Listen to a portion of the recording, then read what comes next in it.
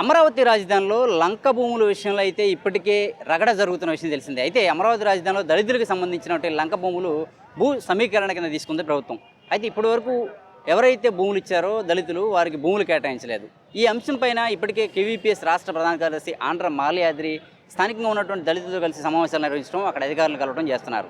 అసలు ఈ సమస్య ఎందుకు వచ్చింది, ఇప్పటివరకు భూములు ఎందుకు కేటాయించలేదు, తదితర అంశాలన్నీ మాల్యాద్రి గారు మనతో ఉన్నారు, వారితో మాట్లాడి తెలుసుకుందాం.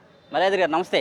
ఏంటి ఈ అమరావతి రాజధానిలో ఈ దళితులకు సంబంధించినటువంటి లంక భూములు ఏంటి, ఈ వివాదం ఏంటి? అమరావతి రాజధాని కోసం అనేక మంది రైతులు భూముల్ని త్యాగం చేశారు. ఆ త్యాగంలో భాగంగా దళితులుగా ఉన్నటువంటి వాళ్ళు లంక భూముల్ని గత 70-80 సంవత్సరాల నుంచి సాగు చేసుకుంటా ఉన్నారు. సాగు చేసుకున్న రైతులు, దళిత రైతులు 2014 దాకా చిత్తు కట్టారు. 2014లో జరిగిన ల్యాండ్ పూలింగ్లో అందరు రైతులతో పాటుగా దళిత రైతులు కూడా భూములను ఇచ్చారు. పరిహారం చెల్లించాల్సిన ప్రభుత్వ అధికారులు ఇంతవరకు పరిహారం చెల్లించలేదు. ఏదంటే ప్లాట్కి ప్లాట్ భూమి ఇచ్చినట్టు వాళ్ళకి ప్లాట్ ఇవ్వాలి, నష్టపరిహారం ఇవ్వాలి, కానీ ఆ రకంగా జరగలేదు.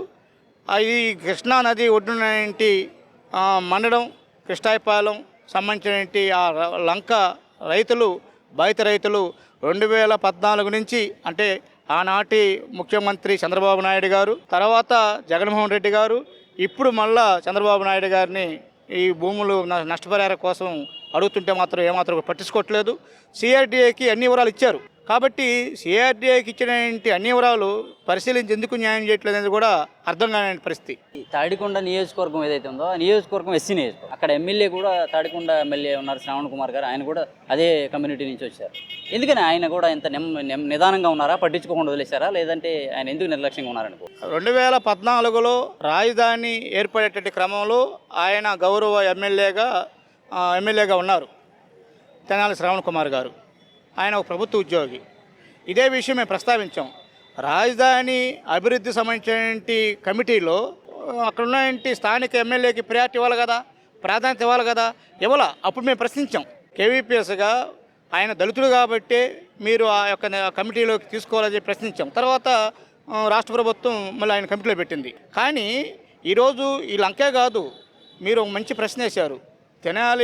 తెనాలి శ్రావణ్ కుమారు దళితుడు. అక్కడ తాడికొండ శాసనసభ అనేది ఒక దళిత సంబంధించిన కాన్స్టిట్యూషన్. కాబట్టి అలాంటి నియోజకవర్గంలో శ్రావణ్ కుమారుకి ప్రయారిటీ ఇస్తున్నారు. అది అధికార పార్టీ సంబంధించిన విషయం, అది మేము మాట్లాడే విషయం కాదు. కానీ ఇక్కడ బాధిత రైతులు ఎవరు, దళిత రైతులు ఎవరు? కాబట్టి అది కూడా ఒక వర్గం అంటే గతంలో వాళ్ళంతా టీడీపీని కావాలనుకుని వేసినట్టు వాళ్ళే 2014లో. తర్వాత 2014 తర్వాత రాజధాని ఎప్పుడైతే ఇది కాదని చెప్పి జగన్మోహన్ రెడ్డి వ్యతిరేకించిన క్రమంలో వీళ్ళే మాకు రాజధాని ఉండాలని చెప్పి ఆ ఉద్యమంలో కలిసేటువంటి వాళ్ళే.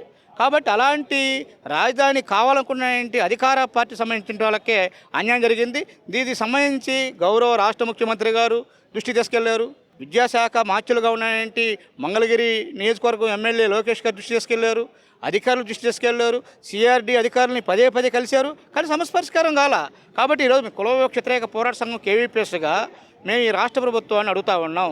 ఏదైతే రాజధాని అమరావతికి దగ్గరగా ఉన్నటువంటి, వెలగపూడి దగ్గరగా ఉన్నటువంటి మండడం ఊరికి ఉన్నటువంటి దళితులకే ఈ గతి పట్టిందంటే మరి ఎవరు చెప్పుకోవాలి? కాబట్టి రాజధాని ప్రాంతంలో ఉన్నటువంటి, అమరావతి ప్రాంతంలో ఉన్నటువంటి, ఏదైతే కృష్ణా నది పరివాహక ప్రాంతంలో ఉన్నటువంటి లంక భూమి సంబంధించి అనే ఎక్కువ మంది దళితులకే ఆ రోజు ఇందిరాగాంధీ ప్రధానమంత్రిగా ఉన్నప్పుడు సీలింగ్ యాక్ట్ పెట్టినప్పుడు ఎక్కడైతే పనికిరాని భూములు ఉన్నాయో, పంటకి పనికిరాని నోచుకోని భూములు ఉన్నాయో, కొండలకి నదులకు సంబంధించిన భూములు ఏవైతే ఉన్నాయో, తొండల గుడ్డలు పెట్టే భూములు ఏ ఉన్నాయో ఆ భూములు మొత్తం దళితులకు ఇచ్చిన పరిస్థితి. కాబట్టి అలాంటి భూముల్ని వాళ్ళు సదును చేసుకొని పంటకి అనుగుణంగా తెచ్చుకునే క్రమంలో రెండవది ఇక్కడ పాయింట్ ఏంటంటే 2014 దాకా చిత్తు కట్టారు. ఇక్కడ గవర్నమెంట్కి కావాల్సిన చిత్తు కట్టారు, ఫలసాయం అనుభవిస్తున్నారు. 2014లో రాజధాని ఏర్పడిన తర్వాత భూములు ఇస్తే అప్పటి నుంచి ఈ సిఆర్డీ యాక్ట్ ప్రకారంగా వాళ్ళకి నష్టపరిహారం ఇవ్వలేదంటే ఎవరు ఈ బాధ్యత ఎవరిది? కాబట్టి మేము డిమాండ్ చేస్తా ఉన్నాం, లంక బాధిత రైతులకి, దళితులకి న్యాయం చేయాలి. ఏదైతే 2014లో సిఆర్డీఏ సిస్టమ్ ప్రకారంగా నామ్స్ ఉన్నాయో ఆ నామ్స్ని పరిశీలించి వీళ్ళకి భూములకి నష్టపరిహారం చెల్లించమని చెప్పి మేము కోరుతా ఉన్నాం. మంత్రి నారాయణ పూర్తిగా అది లీడ్ చేసిన పరిస్థితి ఉంది.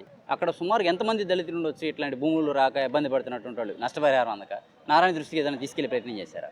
మేము మండలంలో పరిశీలించాం. 240 ఎకరాలు భూమి సంబంధించినవి. 240 ఎకరాలు వాళ్ళు ఏమంటున్నారంటే గతంలో ఎవరైతే ఉన్నారో సొసైటీకి వాళ్ళకొకరికి ఏమంటారు వాళ్ళు. మీరు పరిశీలించండి, సొసైటీకి ఎవరు చిత్తు కట్టారో వాళ్ళు పరిశీలించండి. ఆ పరిశీలించి ఉన్న వాళ్ళకి ఇవ్వండి, లేని వాళ్ళకి సంబంధించి వాళ్ళని సొసైటీలో చేర్చుకుని వాళ్ళు కూడా ఇవ్వమంటున్నారు. కాబట్టి వాళ్ళు ఉద్దేశపూర్వకంగా మాకే కావాలని చెప్పి అంటలా. ప్రధానంగా మేము వెళ్ళింది మాదీపల్లి. మాదీపల్లి మీకు తెలుసు, తెలుగుదేశానికి అనుకూలంగా ఉన్నాయంటే మాదీపల్లి, ఓట్లు వేసిన మాదీపల్లె, నేటికి చంద్రబాబు నాయుడు పూజిస్తున్నాడు మాదీపల్లె. మరి అలాంటి పల్లెలకి 240 మంది రైతులకు సంబంధించిన విషయంలో వాళ్ళు ఏమంటున్నారు, 240 కాదు 300 రాని 400 రాని మా వాళ్ళకి ఇవ్వండి, మా దళితులకు ఇవ్వండి. వాళ్ళు ఎస్సీ ఉన్నాయంటే మాదిగ సమస్య కదా, ఎవరికైనా కానీ ఇవ్వమని చెప్పి అంటున్నారు. దానికి న్యాయం ఉంది. కాబట్టి ప్రభుత్వం ఆలోచించాలి. వాళ్ళు అడిగేటువంటి కోరిక న్యాయబద్ధం కాదా? 2014 దాకా సీట్లు కట్టారా లేరా? 2014 దాకా సొసైటీ ఉందా లేదా? 2014 తర్వాత సిఆర్టీకి ఇచ్చారా లేదా? పరిశీలించండి. పరిశీలించి వాటిని న్యాయం చేయాలని చెప్పి, లేకపోతే మాత్రం పోరాటం ఇది. ఎందుకంటే కేవీపీఎస్ ఒకటే కాదు, అన్ని దళిత సంఘాలని ప్రజా సంఘాలను కలుపుకుంటుంది. దళితులకి న్యాయం జరిగేంత వరకు, లంక బాధిత రైతులకి న్యాయం జరిగేంత వరకు కూడా కలుపుకొని ఐక్యోద్యమం చేస్తాం. ఈ విషయంలో వేరు చేసేట్టుగా అందరినీ కలిసి ఐక్యంగా మేము కూడా చెప్తున్నాం, ఐక్యంగా ఉండమని చెప్తున్నాం, ఐక్యంగా పోరాడతాం. మేము ఇక్కడ లంక భూములే కావచ్చు, ఏదో ఇంకో భూములే కావచ్చు, అందరికీ ఇచ్చుకుంటూ వస్తున్నామని ముఖ్యమంత్రి చంద్రబాబు గారు చెప్తున్న పరిస్థితి అయితే ఉంది. ఇప్పుడే ఫ్లాట్లన్నీ ఇస్తున్నామని చెప్పని, ఈ ఫ్లాట్ల పంపకాల్లో వీళ్ళకి వచ్చే అవకాశం లేదని అని భావించవచ్చు మనం. ఇక్కడ మేము రాజకీయాలు మాట్లాడలేదు, రాజకీయాలు మాకొద్దు. ఎవరైనా ప్రజలు బాధితులకు న్యాయం చేయండి. ఒక కృష్ణానది పరివాహక ప్రాంతమే కాదు, ఆంధ్రప్రదేశ్లో ఉదాహరణకి ప్రకాశం జిల్లాలో గుండ్లకమ్మ, మూసీ నది మంచి ఫేమస్ గల నదులు చుట్టుపక్కల ఉన్నటువంటి భూములు, ఉదాహరణకి కొండేపి మండలం, నూతలపాడు మండలం, అటు శంకుర్తి, ఎన్ని నదులు అక్కడ వందలాది ఎకరాలు దళితులకు ఇచ్చిన భూములు అవి. 70-80 సంవత్సరాల నుంచి తాత మొత్తాలు చేసుకున్నాం. కానీ జగనన్న సర్వే పెట్టిన తర్వాత పెరిదేపి గ్రామంలో ఈ భూములు మొత్తం ప్రభుత్వ భూములు కలిసిపోయినాయి. ఈరోజు రైతు భరోసా చంద్రబాబు నాయుడు ప్రకటించిన రైతు భరోసా వాళ్ళకి ఇవ్వట్ల. కారణం ఏంటంటే ప్రభుత్వం భూమి చెప్తున్నారు. ఒక పక్క వాళ్ళకి పట్టాలు ఉన్నాయి, పాస్ పుస్తకాలు ఉన్నాయి. ఆ గతంలో నరేంద్ర మోడీ ప్రధానమంత్రిగా ఉన్నటువంటి రైతు భరోసా సంబంధించి 2000 ఇస్తా ఉన్నారు. కానీ ఈరోజు చంద్రబాబు నాయుడు టైంలో ఇవ్వట్లేదు.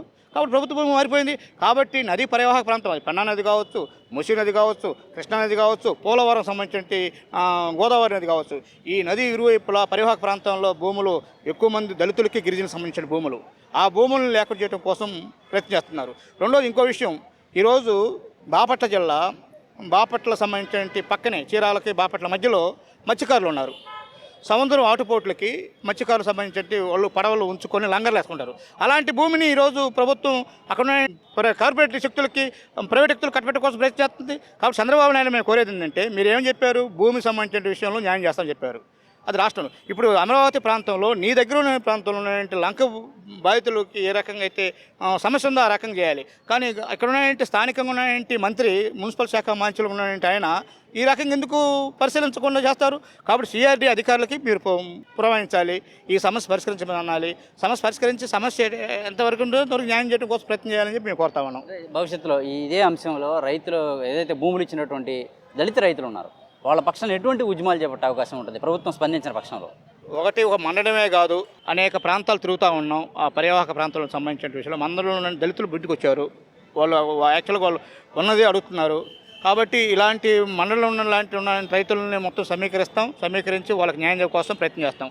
మేము కేవీపీఎస్ ఒంటరిగా కాకపోయినా అన్ని దళిత సంఘాలని, ప్రజా సంఘాలను కూడా కలుపుకుంటాం. ఈ పార్టీకే కమ్యూనిస్ట్ పార్టీలు భూ సమస్య పనిచేస్తామని మొన్న ఈ మధ్య వ్యవసాయ కార్మిక సంఘం, రైతు సంఘం కలిసి ఈ భూ బాధితులకు సంబంధించిన న్యాయ కోర్టు పెట్టింది. లాయర్లు కూడా దీనికి సంబంధించి మద్దతుకు వస్తున్నారు. కాబట్టి అవసరమైతే ఈ విషయంలో మేము న్యాయవాదులను కలుస్తాం, న్యాయ సలహా కోరుతాం. అదేవిధంగా వ్యవసాయ కార్మిక సంఘం లాంటి సంఘాలను కూడా కలుపుకొని దానికి సంబంధించి ఉద్యమం సంబంధించి ఆ లంక బాధితులకి, రైతులకి ఏ రకమైన న్యాయం జరగాలి, న్యాయం కోసం ఐక్యోద్యమం తెలియజేస్తా ఉన్నాం. లంక గ్రామాల్లో దళితులకు సంబంధించిన భూముల విషయంలో వివాదాలు ఉన్నాయో వాటన్నింటినీ ఖచ్చితంగా ప్రభుత్వం పరిష్కరించాలని, భూములు ఇచ్చిన రైతుల దగ్గర పక్కాగా పట్టాల ఆధారాలు ఉన్నాయని వాటిని పరిగణలో తీసుకొని వారికైతే నష్టపరిహారం అందించాలని, ఫ్లాట్లు కూడా కేటాయించాలని అయితే ఆంధ్ర మాలయాద్రి గారు డిమాండ్ చేస్తున్నారు. వీడియో జర్నలిస్ట్ రెహమాన్తో నాని, ఏపీ అమరావతి, అభినవ్ భారత్, విజయవాడ నుంచి.